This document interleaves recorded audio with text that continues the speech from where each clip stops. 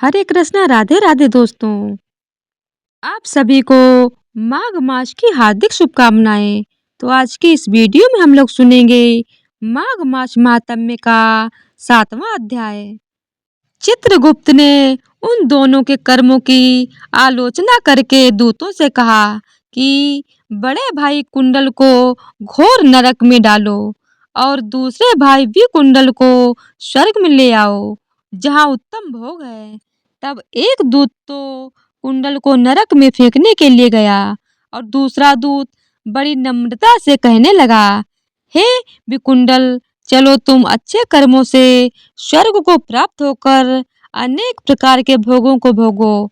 तब विकुंडल बड़े विस्मय के साथ मन में संशय धरकर दूत से कहने लगा कि हे यमदूत, मेरे मन में बड़ी भारी शंका उत्पन्न हो गई है, अतएव मैं तुमसे कुछ पूछता हूँ।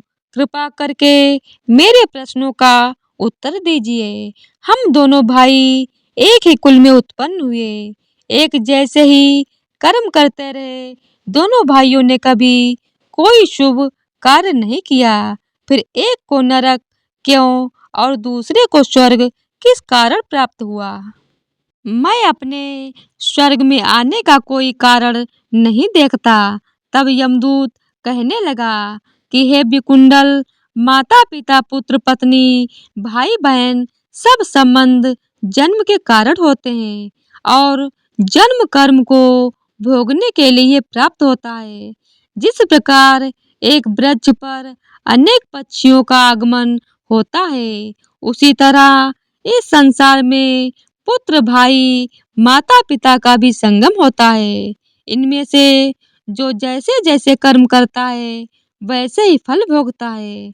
तुम्हारा भाई अपने पाप कर्मों से नरक में गया, तुम अपने पुण्य कर्म के कारण स्वर्ग में जा रहे हो।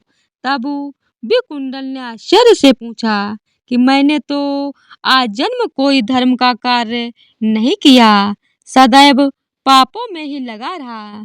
मैं अपने पुण्य के कर्म को नहीं जानता। यदि तुम मेरे पुण्य के कर्म को जानते हो तो कृपा करके बताइए मुझे। तब देवदूत कहने लगा कि मैं सब प्राणियों को भली भांति जानता हूँ, तुम नहीं जानते। सुनो, हरि मित्र का पुत्र सुमित्र नाम का ब्राह्मण था, जिसका आश्रम यमुना नदी के दक्षिणोत्तर दिशा में था। उसके साथ जंगल में ही तुम्हारी मित्रता हो गई और उसके साथ तुमने 2 बार माघ मास में श्री यमुना जी में स्नान किया था। पहली बार स्नान करने से तुम्हारे सब पाप नष्ट हो गए और दूसरी बार स्नान करने से तुमको स्वर्ग की प्राप्ति हुई। सो हे वैश्वर, तुमने 2 बार माघ मास में स्नान किया, इसी के पुण्य के फल से तुमको स्वर्ग प्राप्त हुआ और तुम्हारा भाई नरक को प्राप्त हुआ। दत्तात्रेय जी कहने लगे कि इस प्रकार वह भाई के दुखों से अति दुखित होकर नम्रता पूर्वक मीठे वचनों से दूत से कहने लगा कि हे दूतों, सज्जन पुरुषों के साथ पात पग चलने से मित्रता हो जाती है और यह कल्याणकारी होती है। मित्र प्रेम की चिंता न करते हुए तुम मुझको इतना बताने की कृपा करो कि कौन से कर्म से मनुष्य यमलोक को प्राप्त नहीं होता, क्योंकि तुम सर्वज्ञ हो।